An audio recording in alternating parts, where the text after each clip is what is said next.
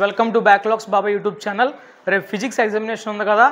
Question number 7లో అంటే 1 మార్క్కి electricity అనే topic నుంచి ఇదిగో ఈ సింబల్స్ నుంచి కానీ లేదా ఈ యూనిట్స్ నుంచి కానీ ఒక మార్క్ రావడానికి అవకాశం ఉంది. ఓకేనా?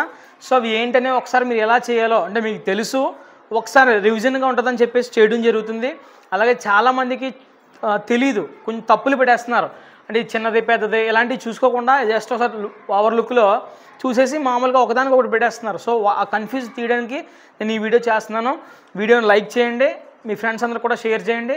కొత్తగా మన వీడియోని చూస్తుంటే సబ్స్క్రైబ్ చేయండి. ఓకేనా? నెక్స్ట్ సింబల్స్ చూసుకుంటే ఎలక్ట్రిక్ సెల్ యొక్క సింబల్ ఎలా వేయాలో చూసుకుని ఒకసారి ఫస్ట్ ప్లస్ వేసుకోవాలి, తర్వాత మైనస్. ప్లస్ ఎప్పుడు కూడా పెద్దగా ఉంటుంది, గుర్తుపెట్టుకో. ఎలక్ట్రిక్ సెల్లో ప్లస్ పెద్దగా ఉంటుంది, మైనస్ చిన్నగా ఉంటుంది. రెండు సమానంగా వేసేస్తున్నారు చాలామంది, మిస్టేక్ వస్తుంది అలాగా. ఓకే, అది ఎలక్ట్రిక్ సెల్. రెండోది బ్యాటరీ అనేది ఒకటి ఎలా వేసుకుని అంటే టీని పడుకోబెట్టినట్టు అనమాట. ఇటు సైడ్ సేమ్ అలా వేసుకుని మధ్యలో ఒక చిన్న లైను ఒక పెద్ద లైను వేయాలి. ఓకే, స్టార్టింగ్లోనే ప్లస్ తర్వాత మైనస్. ఈ జాగ్రత్తగా బ్యాటరీ అనేది ఈ విధంగా వేయాలి. ఓకే, ప్లగ్కి ఆర్ స్విచ్ ఇది ఎలా అడుగుతారంటే ఒక్కొక్కసారి డైరెక్ట్గా ప్లగ్కి ఆర్ స్విచ్ అని అడిగితే మీరు ఏదైనా వేసుకోవచ్చు. దీనికి ప్రిఫరెన్స్ ఇవ్వండి ఆన్ చేసినప్పుడు. ఒకవేళ ప్లగ్కి ఆన్ అని అడిగాడనుకో మీరు మధ్యలో చొక్క పెట్టాలి. ఇలా బ్రాకెట్ పెట్టి ఆ గీత ఈ గీత ఇలా పెట్టేసి మధ్యలో చొక్క పెట్టాలి. చొక్క పెడితే ఆన్ అయినట్టు అర్థం. మధ్యలో చొక్క తీస్తామనుకో ఆఫ్ అయినట్టు అర్థం. ఒక రెండిట్లుగా డిఫరెన్స్ చూసుకోండి. చొక్క ఉంటే ఆన్, చొక్క లేకపోతే ఆఫ్. చొక్క అంటే మనం మామూలుగా మందు అవుతారు కదా, చొక్క వేసామంటే ఆన్లో ఉన్నట్టు మనిషి, లేకపోతే ఆన్లో లేనట్టు. అది గుర్తుపెట్టుకోండి. అలాగా ఎమ్మీటర్ అనేది ఇలాగా ఏ పెట్టి రౌండ్ అప్ చుట్టి ఈ పక్క ఒక గీత ఆ పక్క ఒక గీత, సింపుల్. నెక్స్ట్ ఓల్ట్ మీటర్ కూడా మధ్యలో వి పెట్టి ఇలా రౌండ్ అప్ చేసి ఆ పక్క ఒక గీత ఈ పక్క ఒక గీత. నెక్స్ట్ ఎలక్ట్రిక్ బల్బ్ వచ్చేసి ఎమ్లాగా వేయాలి, కానీ ఎం మనం ఇలా స్ట్రైట్గా వేస్తాం కదా, అదే ఇలా కొంచెం వంకరగా వేసుకోవాలి అంతే. కొంచెం రౌండ్ షేప్లో ఎమ్ వేసుకోవాలి. వేసుకుని రౌండ్ అప్ చుట్టేస్తే ఎలక్ట్రిక్ బల్బ్ కూడా అయిపోయింది. నెక్స్ట్ రెసిస్టర్ అనేది స్టార్టింగ్లోనే పైనుంచి మొదలు పెట్టాలి. పైనుంచి మొదలుపెట్టి మనం ఈ విధంగా అంటే మన హార్ట్ బీట్ వేస్తారు కదా, ఆ విధంగా ఇలా ఒక డబ్ల్యూ చూసుకోండి. మధ్యలో ఇగో డబ్ల్యూ వచ్చేలా చూసుకోండి.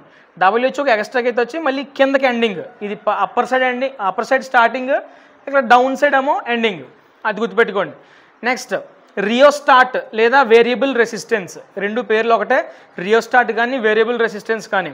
ఇది మధ్యలో మొదలు పెట్టాలి. రియోస్టాట్ మధ్యలో మొదలుపెట్టి మీరు ఒక ఎమ్ షేప్, లాస్ట్ ఎమ్ షేప్లో లాస్ట్ గీత మాత్రం మధ్యలో ఆపేయాలి. అలాగే రెండో దానికి ఇలా యారో మార్క్ పెట్టుకోవాలి. గుర్తుపెట్టుకోండి. ఇవన్నీ కూడా జాగ్రత్తగా ప్రాక్టీస్ చేయాలి, మిస్టేక్ చేయకూడదు. తెలిసి ఖచ్చితంగా బిట్ వస్తుంది అన్నప్పుడు. నెక్స్ట్ ఎస్ఐ యూనిట్స్ ఏంటి? రెసిస్టెన్స్ యొక్క ఎస్ఐ యూనిట్ ఏంటంటే కనుక ఓం అని రాస్తే సరిపోదు, పక్కన బ్రాకెట్లో దాని సింబల్ కూడా ఇవ్వండి ఖచ్చితంగా.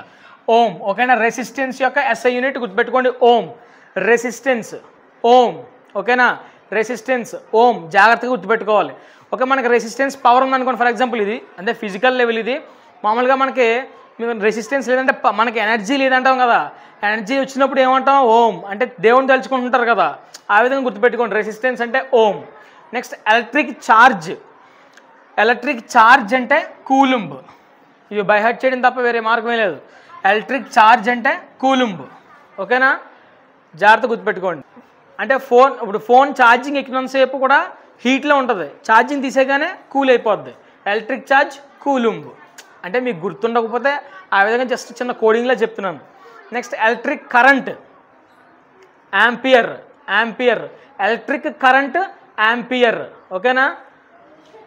ఏ సింబల్ వచ్చేసి ఏ. నెక్స్ట్ పొటెన్షియల్ డిఫరెన్స్ యొక్క ఎస్ఐ యూనిట్ వచ్చేసి వోల్ట్. వీతో డినోట్ చేస్తాం. పొటెన్షియల్ డిఫరెన్స్ యొక్క ఎస్ఐ యూనిట్ వచ్చేసి volt. Next electric power what. Electric power యొక్క ఎస్ఐ యూనిట్ వచ్చేసి వాట్, దాన్ని డబ్ల్యూతో సూచిస్తాం, గుర్తుపెట్టుకోండి. నెక్స్ట్ రెసిస్టివిటీ వచ్చేసి ఓమ్మీటర్. రెసిస్టెన్స్ ఏమో ఓన్లీ ఓం, రెసిస్టెన్స్ వచ్చేసి ఓం. రెసిస్టివిటీ వచ్చేసి ఓం మీటర్. ఓం సింబల్ వేసి పక్కన ఎమ్ అని పెట్టాలి. తర్వాత very important commercial unit of electric energy. Electric energy యొక్క కమర్షియల్ యూనిట్ ఏంటి?